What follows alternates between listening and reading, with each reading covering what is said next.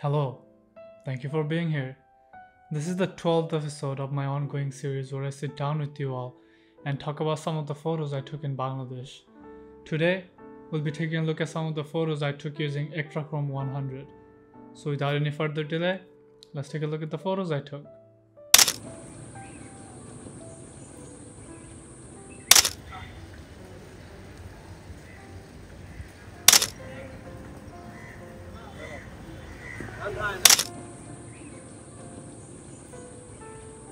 I took this photo and this photo came out really well.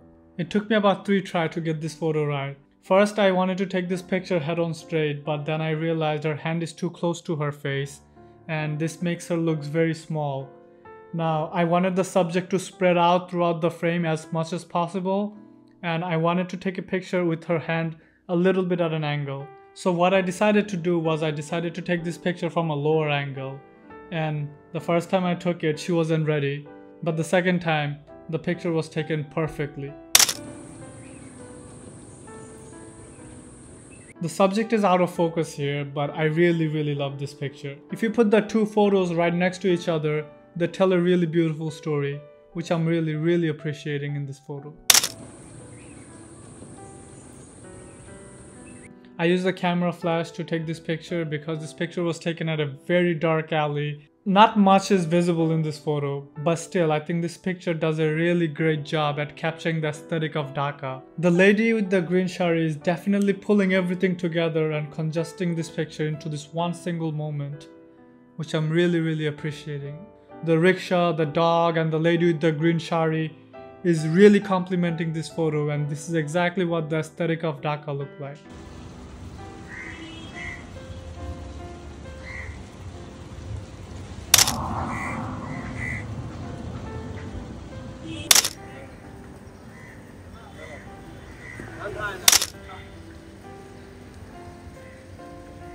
Here we can see a man who's cutting up chickens on the sidewalk. Technically he's not in the sidewalk anymore, he's on the street. And there's a dog, he's just hanging out around him hoping that this man will give him a piece of meat. And once again we can see a really beautiful collaboration between the animals in the street and the people in the street of Dhaka.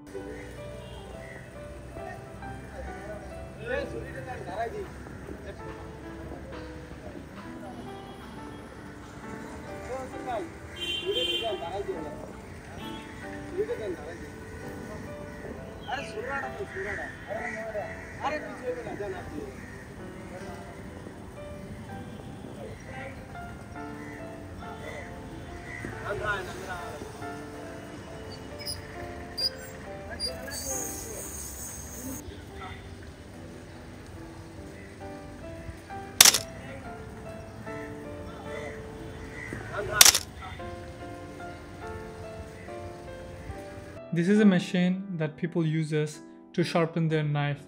Not everybody has a knife sharpener at home, so what this man do is he walks around the street with this thing in his bag, and if somebody says, "Hey, I need my knife sharpened," he will stop, and then the person will bring their knife, their boti, all the stuff, and he will just stand there and sharpen them for them.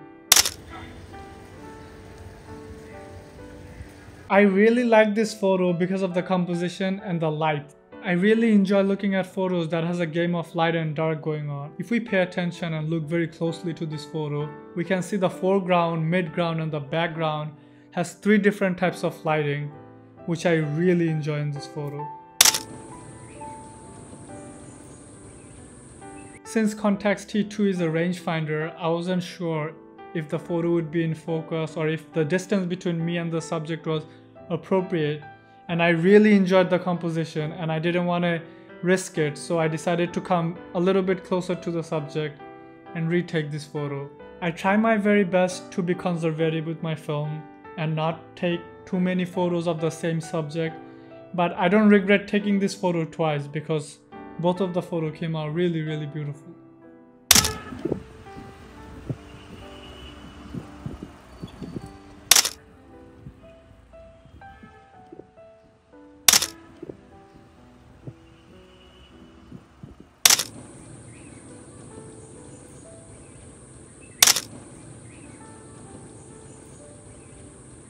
This photo was taken the next day at a really early in the morning. As you can tell, the streets are clean, there's no traffic.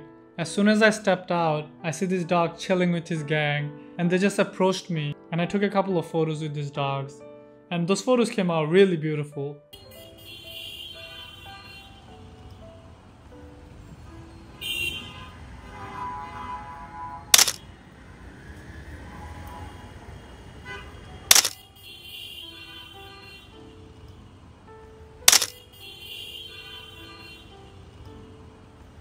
Here we can see a group of homeless men. They're sleeping in the middle of the street, literally, not figuratively. I really wanted to stop my rickshaw, take a couple of photos there, but this is a very busy area. I think considering the fact that I took this photo from a running rickshaw, this picture came out really nice.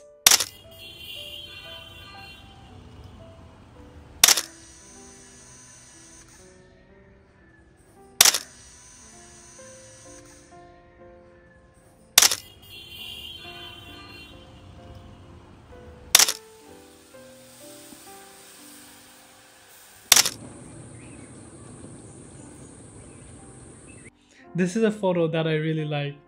I saw this man and there wasn't much light to work with. The fact that this film is a ISO speed 100 didn't make it easier. So first I took this photo.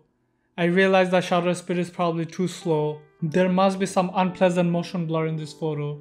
So I told this man to come a little bit front and stand right under this light that was right on top of his head. Then I took this photo of him. This photo could have been so much better in so many ways, but I really love this photo. This photo is giving a very horror vibe, but this man is smiling really beautifully. I'm enjoying this photo. I don't know about you all.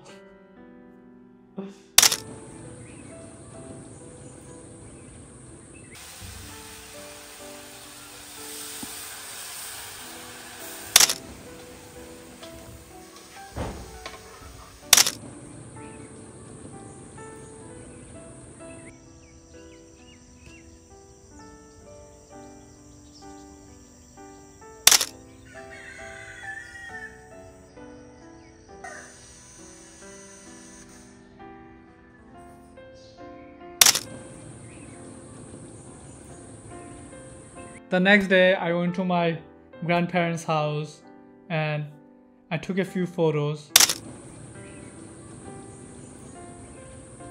This photo came out really beautiful.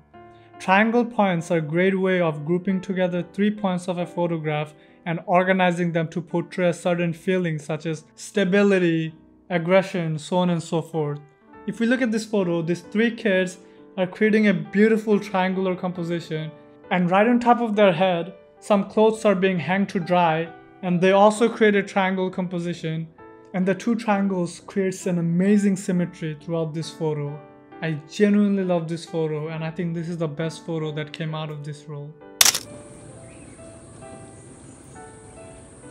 The place that I went to, it was a proper village, and there was no sign of advanced technology. So if you really look at these photos hard enough, and if you can imagine it, you can feel like this photos was taken 40 years or 30 years back. And that's the true magic and beauty of film photography. And that's the only reason I shoot photos with film. It makes you feel like a time traveler, traveling back in time, as you're creating this craft, which is the time machine itself, with your bare hand. That is the most beautiful thing about film photography. Thank you all for being here. I'll see you in the next episode. Until then, goodbye.